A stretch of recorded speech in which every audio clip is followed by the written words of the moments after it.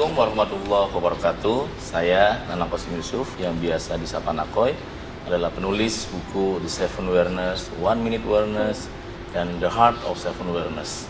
Pemirsa, saya doakan semoga Anda di rumah dalam keadaan yang sehat, bahagia, dan selalu bersemangat.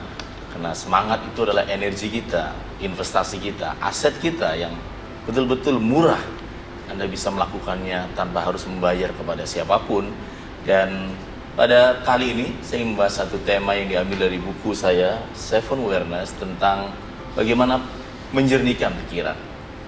Seringkali banyak orang yang bertanya kepada saya, apakah pikiran bisa membuat kita bahagia atau pikiran juga bisa membuat kita menderita.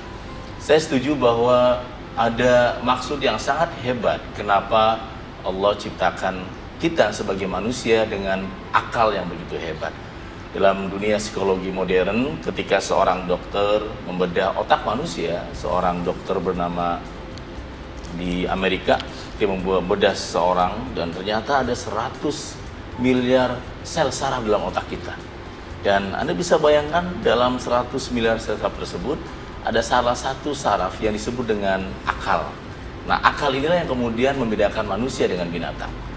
Nah, sayangnya pelajaran kita sejak SD, SMP, SMA, kuliah, dan sebagainya, kita diajarkan bagaimana cara berpikir yang matematis, linier, dan kita kemudian jarang diajarkan bagaimana cara kerja akal yang sangat simpel.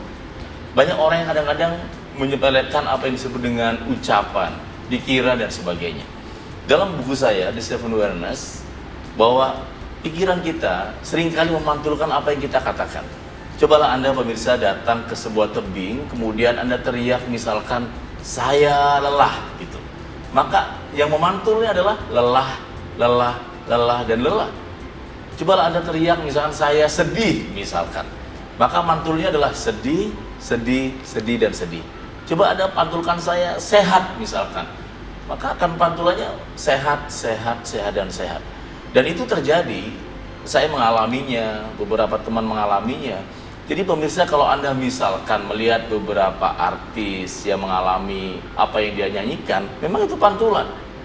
Kalau kemudian ada beberapa baik yang Anda kenal, ya kenapa seorang ustadz, seorang kiai, seorang biksu, seorang pendeta, dia semakin bijak? Karena ini pantulkan adalah hal-hal yang positif. Seandainya, kenapa ada saudara Anda, teman Anda, mungkin keluarga, bahkan mungkin diri Anda, sifat marahnya semakin menjadi karena setiap hari memantulkan yang hal-hal yang penuh dengan emosi. Maka pikiran kita adalah pintu pertama dalam Seven Awareness. Yang saya tulis adalah Awareness of Thinking. Ya, pintu pertama menjadi manusia di atas rata-rata adalah kuasailah pikiran Anda. Karena pikiran itu seringkali dalam tulisan saya di buku ini adalah pikiran bagaikan pelayan yang baik sekaligus majikan yang jahat.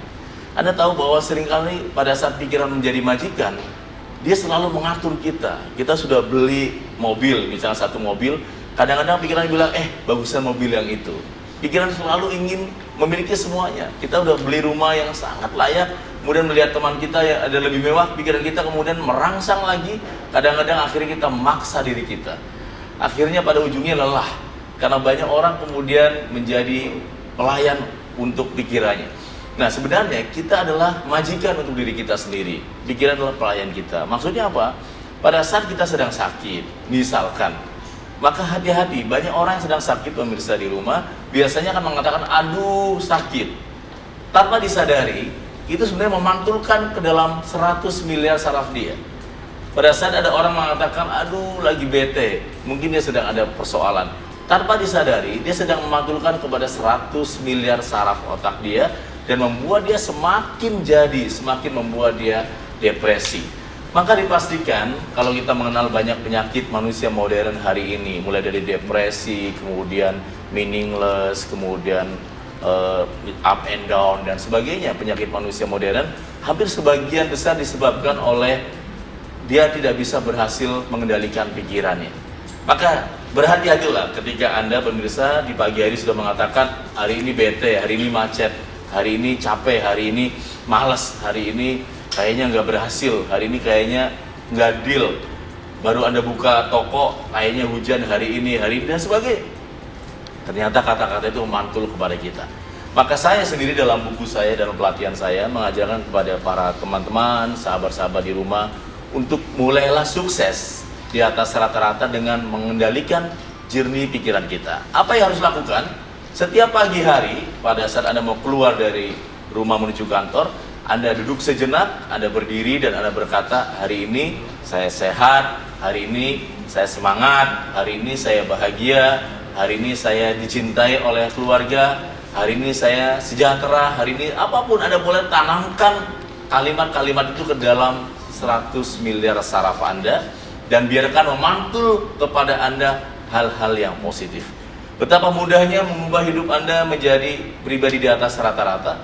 Saya rasa selama ada kemauan, cobalah latih selama 21 hari menjaga dan menjernihkan pikiran Anda, dan pada ujungnya Anda akan melihat bahwa masa depan yang hebat, pemirsa di rumah, dimulai pada saat Anda berhasil menjernihkan pikiran Anda. Dan dalam buku saya ada satu quote yang sangat menarik bahwa pikiran kita bagaikan sebuah taman. Kalau Anda rajin merawatnya dan tidak rajin merawatnya akan membedakan. Kalau Anda rajin merawat pikiran Anda, maka yang muncul adalah tanaman yang sehat. Pada saat Anda nggak rajin merawatnya, maka yang muncul adalah ilalang-ilalang. Semoga Anda semua berhasil menjernihkan pikiran Anda, mulai mengendalikan pikiran positif Anda, dan biarkan nasib Anda menjadi lebih baik lagi. Istilah saya bukan hanya good, namun menjadi pribadi yang great. Sampai ketemu kembali dalam program Seven Awareness. Saya Nana Qasim Yusuf, penulis buku The Seven Awareness. Wassalamualaikum warahmatullahi wabarakatuh.